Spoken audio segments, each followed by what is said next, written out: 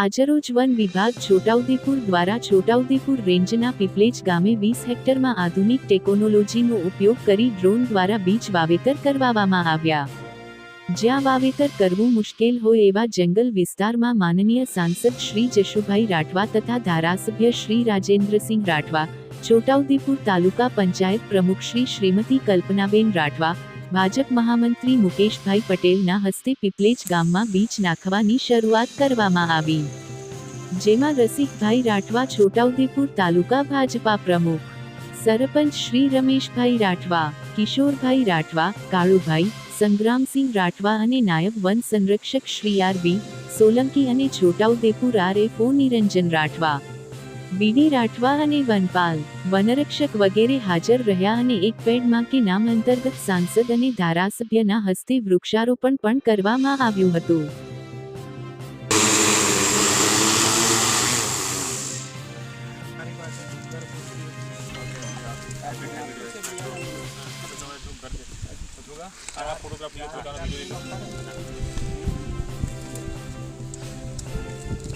Sir સરગવા વાળું પેલું FRN ની ફરતે થઈ જાય ને સરગવા છે. હા પહેલા બીજવાનું જોશે પછી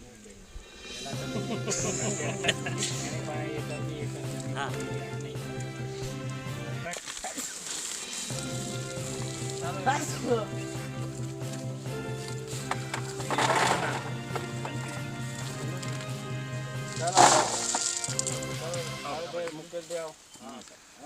તમે જરા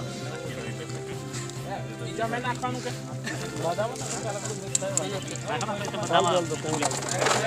નાખી દેવાનું મિક્સ કરી કોઈ બી માં નાખે ચાલો જો મિક્સ બધું કરવાનું એટલે કિલોની કેપેસિટી કેટલા મેં આપતા હો તમે ભરાઈ જાય 800 કિલો પેલું સીતાફળ એ સરપંચની દે